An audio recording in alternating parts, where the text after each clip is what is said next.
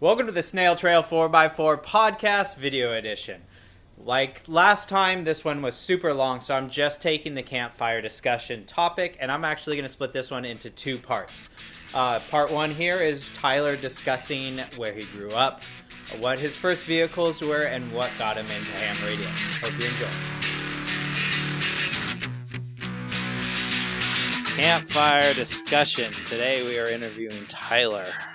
How you doing, Tyler? I'm feeling a little nervous. Are you ready for this? Maybe. I'm a little anxious. Yeah, you should be. I can feel the nerves kicking in right now. I'm so excited for this. Okay. We're gonna have some fun.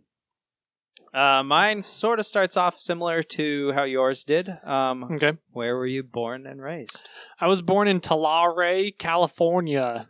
So Tulare, California, down near Fresno. Grew up in that area in Tulare and Visalia. Okay.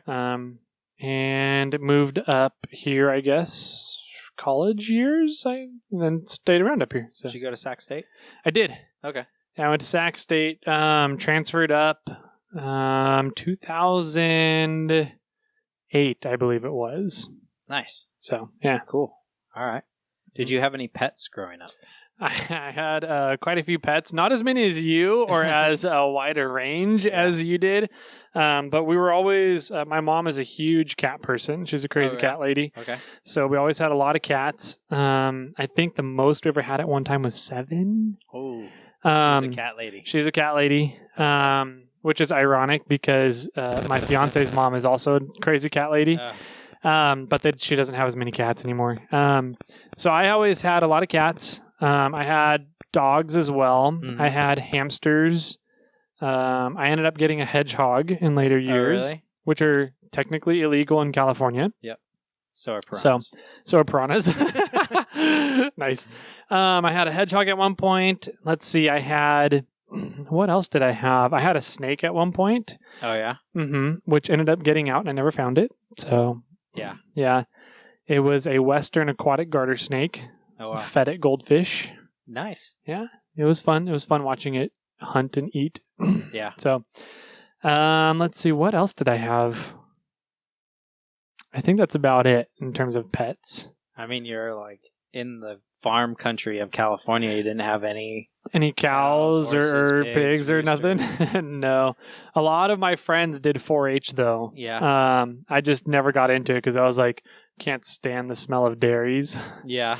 Dairies I cannot stand. So like driving down I-5. Oh, I know. I can't drive down I-5. It bugs the hell out of me. So even 99's bad. 99's bad too, especially once you get down into like Tulare and Visalia area. It's I roll up the windows dairy and capital. turn off the vent. Yeah. Yeah. Just hope that nothing creeps in. Yep. Dairy capital of the world, man. No fun. So what got you into off-roading? Were your parents into it, or did it just come about? My dad was really into off-roading. Mm-hmm. I'm not sure how he got into it, but because my grandpa wasn't really into off-roading, but my dad got into it at some point. And then growing up, we went off-roading a lot up in the Bald Mountain area down near Shaver Lake. Mm-hmm.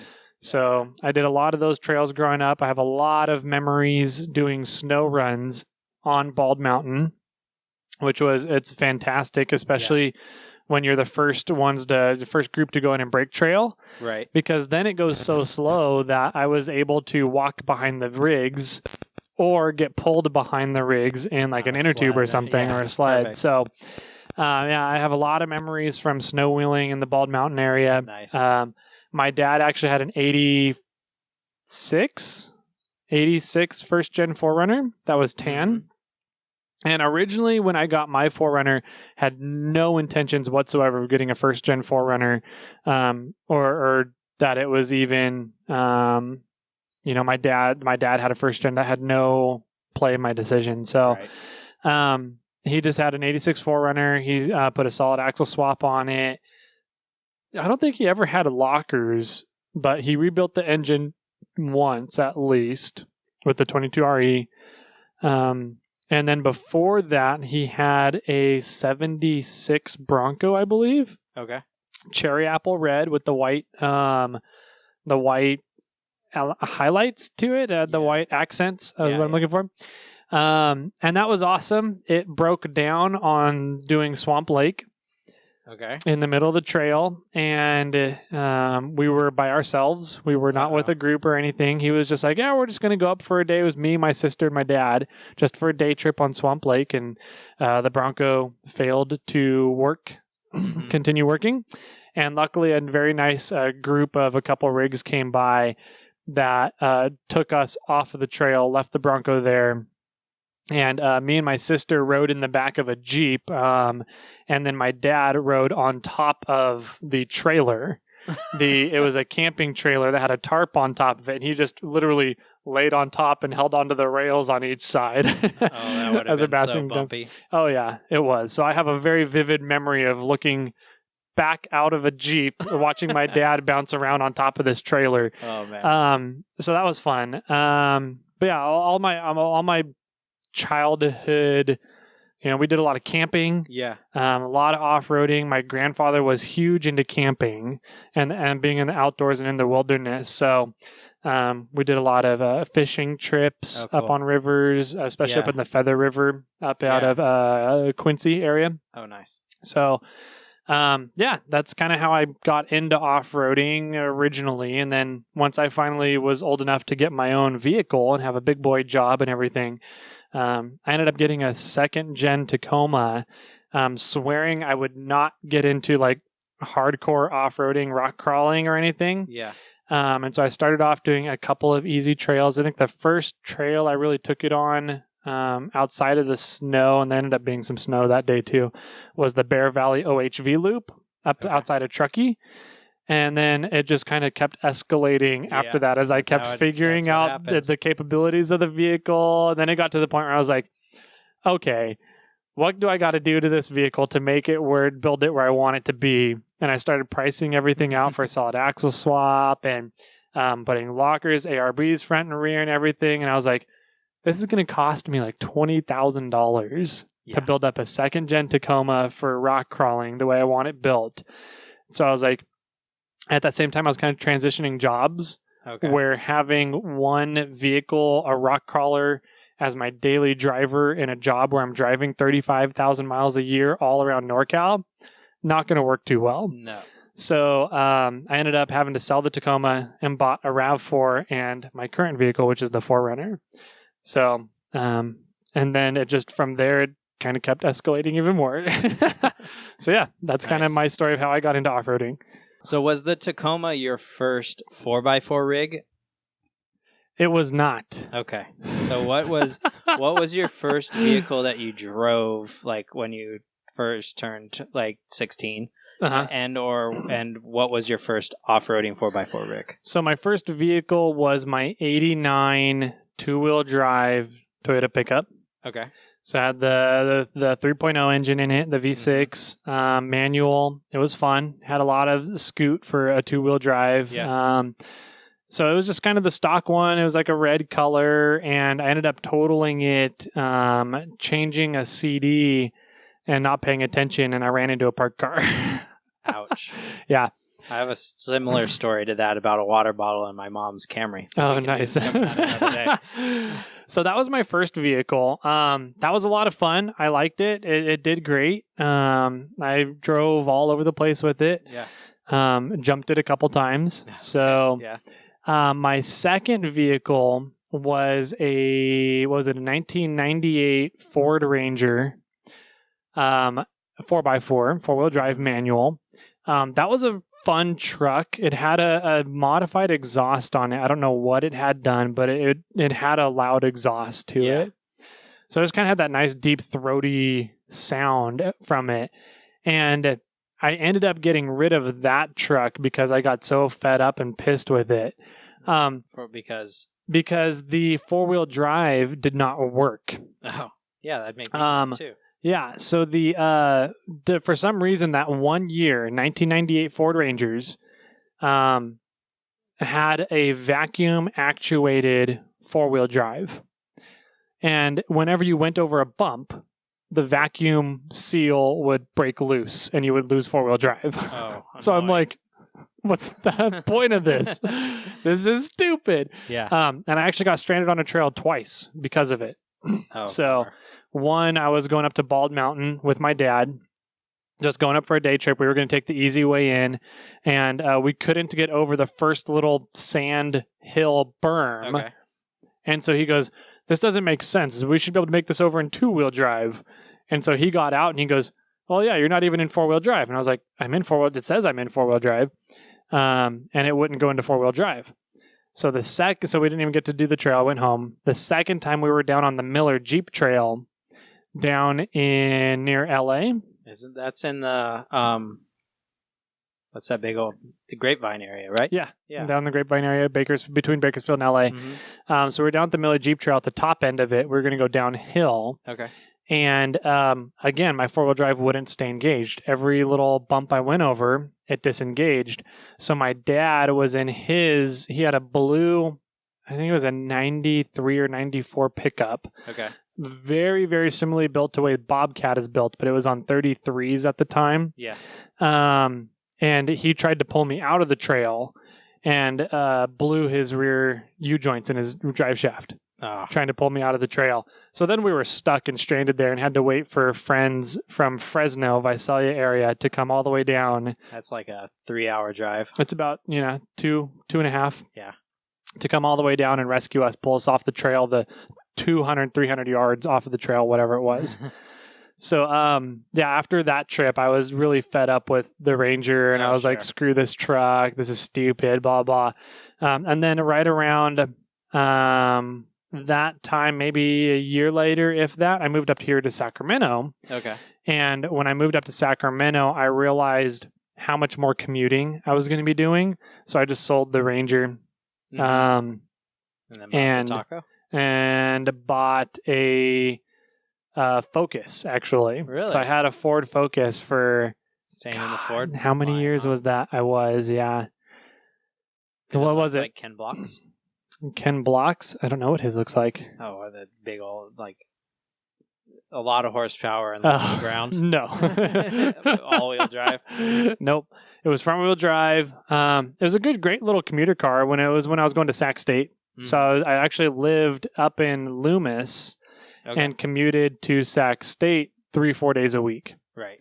So, I had to have the little commuter car, and then I eventually sold that and bought a Nissan. Was it the Altima? Like the last year of the good Altimas? It was like a 2001, 2002 Altima, something like that. Was there a good year of Altimas? I didn't know. Yeah. They had a really good engine in them. They were built really well. Mm-hmm. So I bought that. I got a great deal on it. Okay. So I was like, okay, cool, got it. And then I sold that and bought my Tacoma. Dang. Yeah. You've gone through the vehicles. I've gone through a few vehicles. Yeah. So, and then I have that many. I've only, like we talked about last week, I think I just had the Jeep, which wasn't really mine. Mm-hmm. The Toyota, the 90s Toyota that was technically my parents', but I used it all the time. Uh-huh. And then I had a Ford Taurus, and then I had Bobcat. Yeah. Now you have 6 more. But, but for the most part, I haven't really had that many vehicles. Wow. Underneath me. So. Yeah. So now I sold the Tacoma and bought a 15 RAV4 Limited. Yep. And my 4Runner. Right. And the 4Runner is an 85 Golden Year 4Runner. Yes. With a lot of stuff done to it. And now I'm debating on selling the RAV4 and buying a 2019 RAV4 Hybrid. I think you should do it. I think I'm going to do it too. And we may end up playing around and building it up and calling it the Trail RAV4. Yes, definitely. Well, this isn't on my list, but I was going to ask anyway, because it seems like both of us have been doing this. How many accidents have you been in? I think just the one. All right, I have to read them. Just the one. So I just the one total. One totaled. I did have a lady rear end me in the Ford Ranger. I never got in an accident with the Tacoma. Never got in an accident with the Nissan or the Ford Focus. I think it was just the one that I caused. One I got rear ended in. Yeah, I think that's it. Nice. Yeah. I'm definitely higher than Okay. that. I almost rolled my 2-wheel drive Toyota pickup once. Oh, that's impressive. So I was almost rolled Bobcat once. I got it up onto 3 tires. nice. I think I've been in. I can't tell you how many like accidents for the most part, but Mm-hmm. 3 totaled vehicles. Jeez, nice. 2 of them are my fault. 1 of them's not. Okay. All right, let's move on. Mm-hmm. What got you into ham radio? Oh, Was it off-roading? Originally off-roading is what got me started in ham radio, kind of. It was a little bit of 2 things. So ham radio, at the time when I was starting to get back into off-roading with the Tacoma, my uncle and my dad were doing a lot of off-roading. My uncle had a really nice built Jeep. My dad had his Tacoma at the time, his 2nd-gen Tacoma. And so I was getting into, his 1st-gen Tacoma. I was getting in with my 2nd-gen Tacoma. And they were talking about ham radio. Mm-hmm. And I was just like, what the hell is that? Yeah. Oh, you can actually talk further than a CB? That's amazing. And there's no white noise? There's no white noise. No. Wow, Charlie Brown noise as we're talking through like this. Most CBs sound like probably what I sound like right now. So I was like, that's pretty cool. So I could talk from a trail to the next town over, let alone just within that trail. Hell, if you're on the right repeater, you could talk from that trail to New York or to Europe if you want to. So I started hearing more and more about ham radio from my uncle, my dad, and then I started dating my current fiance, and her dad is one of the chief engineers of broadcasting for CBS. Right. So if you're ever driving down I-5 through kind of Stockton, Modesto area, or I guess between Sacramento and Stockton, there's those giant TV towers out in Walnut Grove. He built 2 of them. Whoa. So he's a big ham radio guy, electrical engineer, and so he has a really nice ham radio set up at his house. So when I mentioned something about ham radio, or my uncle did while my girlfriend at the time was around, she goes, oh yeah, I know all about ham radio. And I kind of looked at her and I was like, huh? She goes, yeah, my dad does ham radio. He's won a Swiffer. And I was like, what are you talking about? What's a Swiffer? The broom, the Swiffer, like a broom. Okay. Yeah. Like a floor cleaning Swiffer broom kind of thing. He won one? He won one contesting. He's cute. What's his name? That's Grayson. Grayson? My Nice. nephew. He's a cool kid. All right. Sorry about the interruption. You were telling me about Carrie and how she understands, or your fiance. She knew about ham radio, which blew me away. Mm-hmm. So it was just kind of one of those things. And she was like, yeah, my dad's won a Swiffer. And I was like, what are you talking about? And turns out there was a lot more to ham radio than just for off-roading purposes. Oh, yeah. So wait, a Swiffer is not a broom. Yeah, it's a broom. But why would a person in a ham radio win a broom? Good question. So in ham radio, there's contests. Yes. And the goal of a contest is to sit down on a radio and talk to as many people as you can in a given amount of time. Okay. And you get points based on, maybe a different state that you get, or maybe you talk to a different county across the United States, or you talk to different countries. You get more points depending what country you talk to. And so if you make a clean sweep and you talk to every state in a contest, or every county in a contest, or whatever the goal is of that contest, you make clean sweep.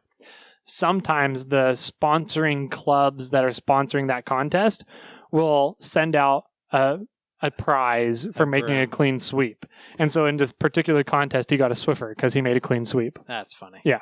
Okay. So the ham radio thing, once I started figuring out that he was really into ham radio, I was like, I don't get it. Why would anybody, and like, why are you super into ham radio if you just use it for off-roading? I didn't understand. Yeah. And then I went to finally their place to meet the parents. Dun, dun, dun. And he heard that I was looking into getting a ham radio technician license. Right. And he was like, no way, come here. Yeah. Like one of the first things I did when I met him was he showed off his radio station to me, and his towers with all the antennas on them and everything. And I was like, oh my God, this is amazing. So you two geeked out together. We totally did. And so because of that, I started getting more into ham radio and doing more of the contesting side of it and the DXing side of it, which is contacting other countries off the grid, essentially, and using your own system, your own equipment and everything.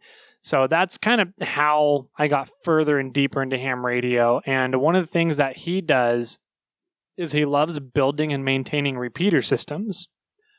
So throughout kind of learning about all this stuff from him, I got to learn a lot about repeater systems and how they work.